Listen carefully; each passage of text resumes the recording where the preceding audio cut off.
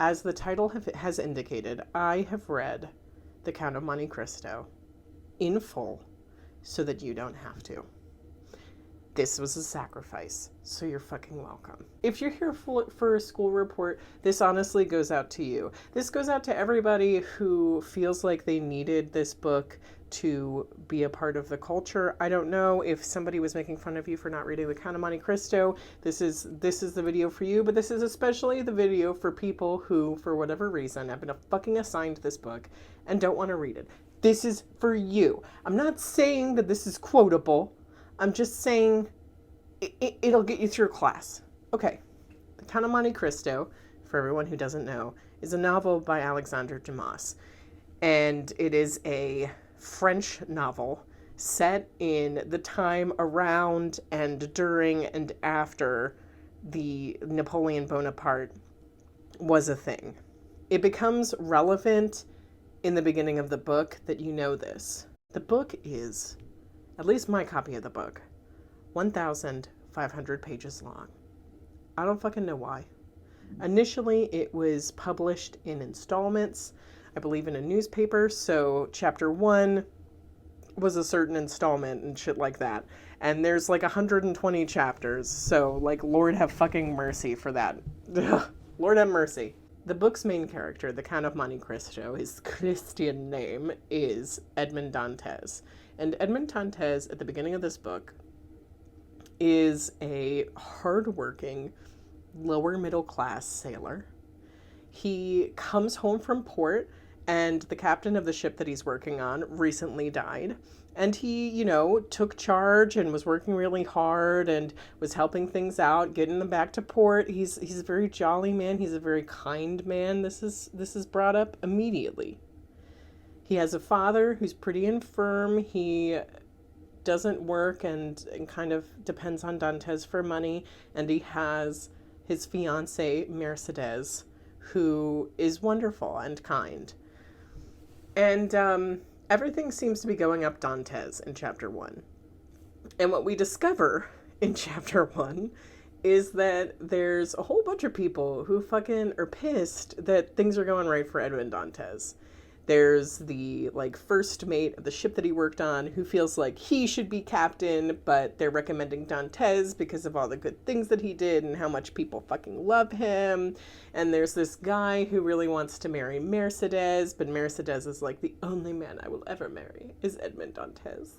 And these two men team up together along with some judiciary to put Dantes in prison for being a Bonapartist. I told you Napoleon Bonaparte would come in. So at the time, because it's French politics, Bonapartism had swung back and forth. It was over the course of a couple years, you could be both lauded for being a Bonapartist and also put into prison for being a Bonapartist, and Edmond Dantes obviously fell in the latter half. So, in true dramatic novel fashion, on the day of his wedding, he is in his wedding gear. Mercedes is in her wedding gear. He is arrested at the altar for being a Bonapartist, and there's this letter to confirm that he was in league with Napoleon Bonaparte. And he is sent to a political prison, which is an island that's fucking torture, right? Okay. This is probably the part of the book that most people know. I feel like when I was getting the cultural significance of this book just from osmosis, this was the part I understood. This was the part quoted in The Shawshank Redemption, if I'm being honest, that it was a prison break novel. Okay? That it's a novel about revenge, and that begins with our character being put into prison. So I was expecting this part to be pretty substantial. And plot-wise, it is, but we'll get to that. So, we have this guy, he's put into prison, he's absolutely innocent. Now, Dantes is a little bit of he's not idiot, he's very naive. So he's under the impression that this will all be cleared up pretty quickly, because he didn't do anything wrong. Even though he's booked into prison and given this cell and whatever, he thinks that it'll be cleared up. This prison seems pretty fucking hellish, so it it's kind of described as just like these cells that are kind of like caves. So there's no window, there's nothing, there's just, you know, your sad little solitary confinement cell, and you don't really interact with anybody. So unlike prisons today, I guess, or most prisons today, where you can kind of interact with other people, these, like, Edmond Dantes is expected to be in this prison, like this singular prison cell, for the rest of his life without any contact outside of like the guard that brings him food day in and day out for forever. He ends up spending 14 years in this prison, just 14 years. And once again, the expectation is that he talks to nobody and he doesn't see the fucking sunlight for 14 years. What we discover is that in this prison cell, so in a cell adjacent to Dantes's, is this man called the Abbé, and he's originally Italian, and he's exceptionally well educated, but the guards consider him batshit crazy. He's not batshit crazy, but he is kind of wild. He's a loose cannon, and his plan, because he is also innocent, his plan is to dig his way out of prison vis-a-vis the Shawshank Redemption. So he is digging through the walls of his cell into other spaces, like I assume the walls are thick, into other spaces to try to escape and get like a feel for the prison. And he's been doing this for fucking years. One day he accidentally digs, instead of to escape, into Dantes's cell. And so all of a sudden Dantes, who's been alone for quite some time, freaking has a guest in his cell, and the Abbé and he have this conversation, and the Abbé tells him like he's trying to break out of prison. Edmond recognizes him as a very intelligent person, things like that. And the Abbé takes a liking to him, and he's like, well, how about you help me dig out? We can start like breaking out of prison, and I will educate you, because surprise, surprise, I am super wizened. And it becomes kind of like an intensive PhD program for Edmond Dantes, where he learns like 4 separate languages and philosophy and religion and history and just anything, mathematics, science, anything that he can get his hands on. Apparently the Abbé just doesn't even need reference books. He can just whip this knowledge out. And so he teaches this all to Edmond as like his brain heir. And while they're doing this, they're also digging their way out of prison. So after 14 years, they've dug this tunnel, and their plan is to essentially, like, the tunnel is under the ground in this one part, and their plan is to kind of get the dropsy on one of the guards, take the floor out from under him, and then make their grand escape. That's not how it happens. So while this is all happening, it is revealed that the Abbé is old, also suffers from like seizures, and they can only be fixed via this like medicine, and he only has a finite amount of this medicine, and if he doesn't take it, then he'll die. And of course, on like the day that they're planning on escaping, he has a seizure, Edmond can't get to him in time, and he ends up dying. So Edmond decides that instead of trying to do this plan that really would have taken him and the Abbé, what he does is that he removes the Abbé from the like body bag that they've put him in, and puts him, the Abbé, in Edmond's bed, and then puts himself in the body bag to pose as the dead body of the Abbé. And this is how he's going to escape. When they go out to bury him, is his plan. He's going to get the dropsy on the guards and then swim to freedom. Because once again, it's an island. So what nobody decided to tell anybody, because it doesn't matter unless you're dead, is that if you die on this prison island, weights are are tied to your feet, and you're just kind of dumped into the ocean, which, to be fair, is a less of a waste of time for them. So Edmond, in like a dramatic Houdini event, gets himself out of the weights, freaking gets himself out of the body bag, and swims heroically to the closest abandoned island, waiting to get saved by somebody else. And he does get saved by somebody else, and he becomes essentially a pirate. So these pirates pick him up. They realize that he's actually exceptionally good at sailing, exceptionally smart, and they're like, oh my god, we should keep you. And Mon's like, hell yeah, I'm in need of a job. I haven't fucking worked in 14 years. Like, I am in need of that cash. I forgot the most important bit. So before the Abbé, so while the Abbé is teaching him all this shit, he mentions a treasure. I'm not even kidding. The first 500 pages of this book is lit up. Like, truly very exciting. So the Abbé mentions a treasure that is to be found. It is buried on an island off of Italy called Monte Cristo. And this treasure is like billions of dollars or something crazy. My camera decided to call it quitsies. Okay. So the Abbé's like, here's this big treasure. If you get out and I don't get out, you need to go to Monte Cristo. It will set you up. Okay? You'll be set up for the rest of forever. You're my heir. I love you. Okay? Perfect. After a couple years, Edmond gets the opportunity to come to Monte Cristo on one of his pirating adventures. And he, like any normal fucking person, pretends to have like absolutely shattered his back, like fallen down and shattered his back. And he tells his crew that they should leave him behind and that he can be picked up later, which is absolutely ridiculous. Why would you do that? And the captain's like, that's absolutely ridiculous. And Edmond's like, you have to. You have to. And so they fucking do it. And of course Edmond's fine. And so Edmond gets up, finds the treasure, and then becomes the Count of Monte Cristo.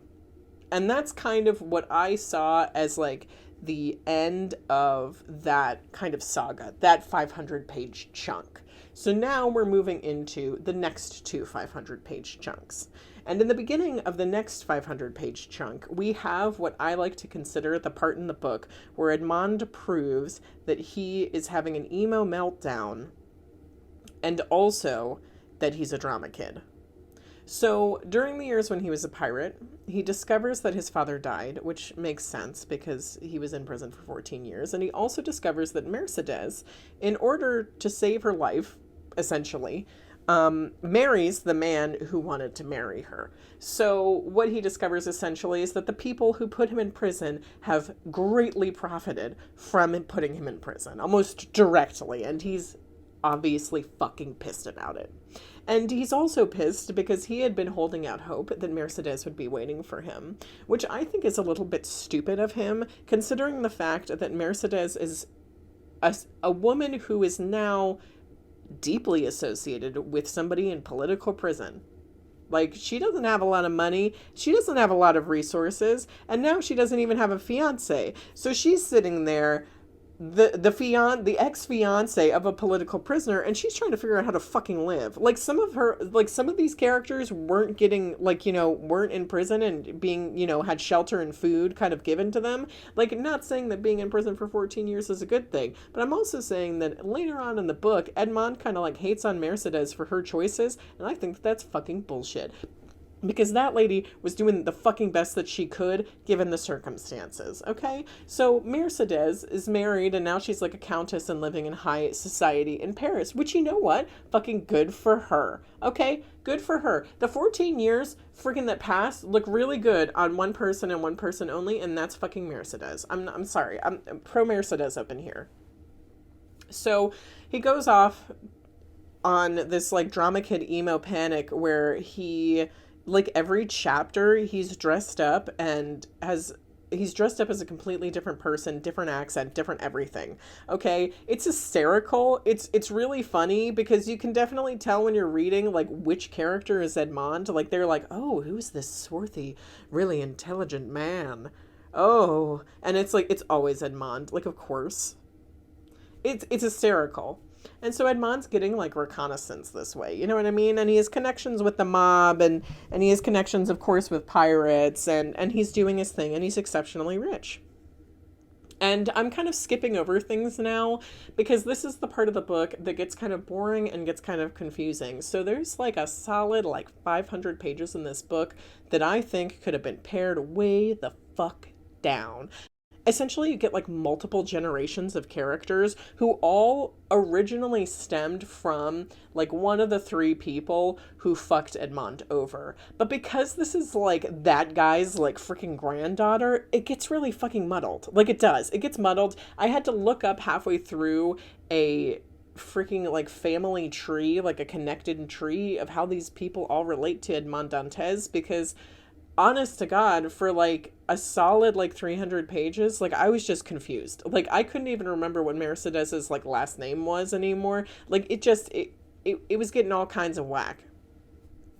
After that part, there's a bunch of characters who come into a play. There's a bunch of things that happen, kind of like side plots, but side plots that last like 200 pages, which once again, I think it could have been pared down. Like if this is supposed to be a book about revenge and about the Count of Monte Cristo, I think it's really dramatic that so many generations have gone by and so many plots happen, and like certain parts get really exciting because like there's a woman who's getting poisoned by her stepmom so that her stepmom's son can get like her will, but like then like she is related to one of the people who put Edmond in prison, but also like the man in love with her and who she is in love with is this man who Edmond owes a great debt to. So then there's like this whole drama where Edmond has to save her, even though technically she's a factor in his revenge and all this shit.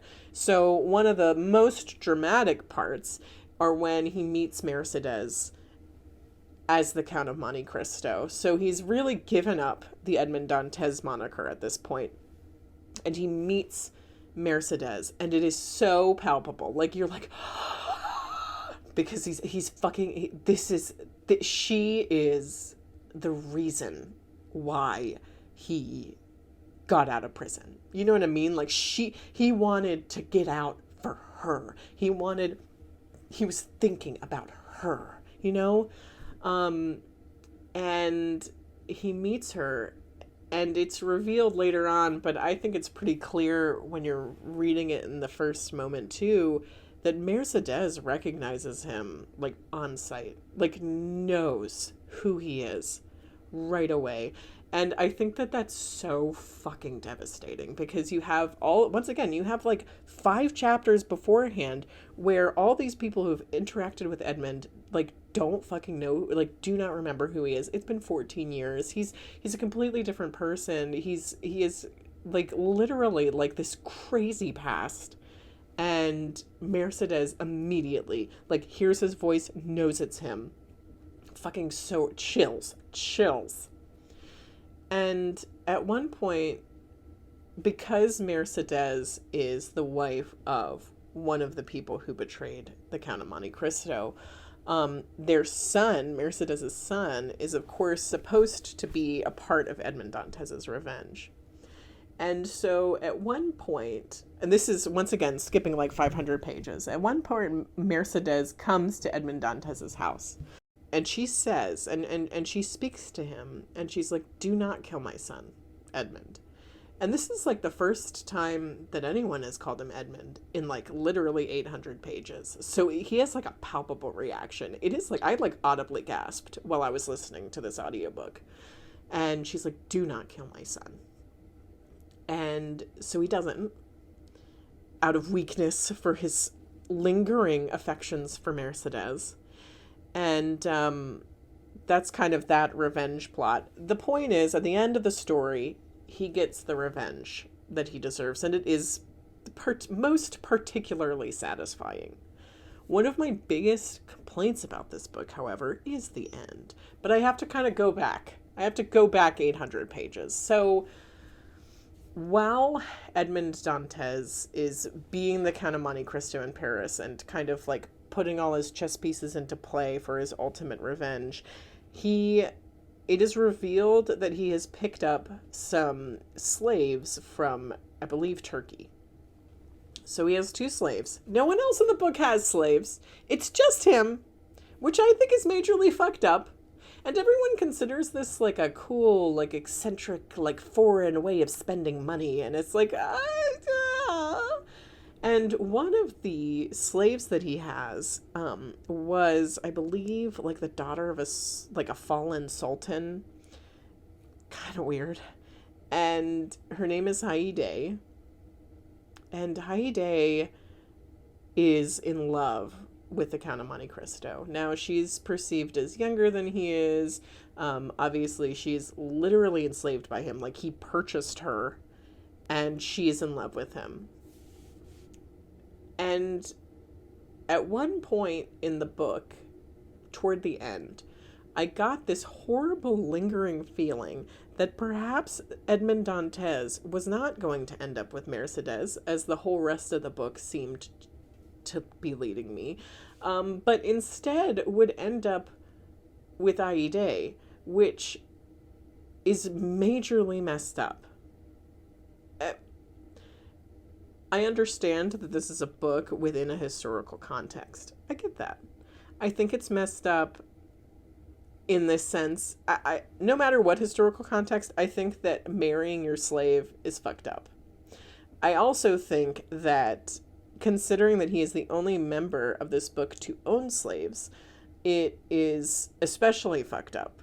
Like, I'm not really sure what Dumas and, like, what Dumas's point was in having slaves. Like, couldn't they be servants? Couldn't they, like, anything? Like, why did they have to be Turkish slaves? It just, like, I'm sure that at one point in Paris, this was considered, like, the highest regard, but as a modern reader, this was messed up and wrong. What's more, somebody being in love with literally their enslaver is just kind of Stockholm Syndrome, number one. Someone being in love with their literal enslaver is just straight up Stockholm Syndrome. Like, I'm not sure what else we can consider this. It's also, like, majorly fucked up that the Count of Monte Cristo, like, falls in love with her back? The whole thing's just weird. So, at least how I was reading it, you go through the whole book and he's taking this revenge for himself, and there's a broader discussion on the idea that revenge makes you a monster, which, considering that this is an older book, I get wasn't as hackneyed as it is now, but personally I find it more interesting to discuss revenge as being a good thing. Like, or not good, but at least being a neutral thing, like revenge being the right answer. Like, I kind of want to see more of books where people, like, don't become awful people just because they take revenge, you know what I mean? Like, I think that when somebody treats you like literal shit and freaking imprisons you and destroys your life and kills your dad, then you have every right to take revenge. Like, and it was fun to watch him take revenge. Like, it was entertaining. But he became a monster, and that was the whole plot, which I thought was kind of dumb. And then, on top of that, there was this idea that there was this assumption that was made, and maybe it was falsely assuming, but I think that it's corroborated in the text. The text led you to assume that he would end up with Mercedes. Like, Mercedes still loved him. He still loved Mercedes. Like, it seemed pretty clear for the majority of the book that that's what was happening. But instead, at the end of the book, Dantes and Mercedes are talking, and Dantes essentially says, like, you are also somebody that I want to take revenge on. Like, you are also somebody who assisted in ruining my life, and I can't forgive you for that. And they end, like, amicably, like they end like friends, like they still consider each other dear to each other, but essentially Dantes is just like, no, I think you're part of the problem, which, as I mentioned previously, I think is majorly fucked up, because Mercedes was doing what the fuck she needed to do. And either you come back because you find out she still loves you, you find out that her husband is horrible, and let's go, or you come back and you treat her like shit, or just don't come back at all, essentially. Like, just don't come back at all.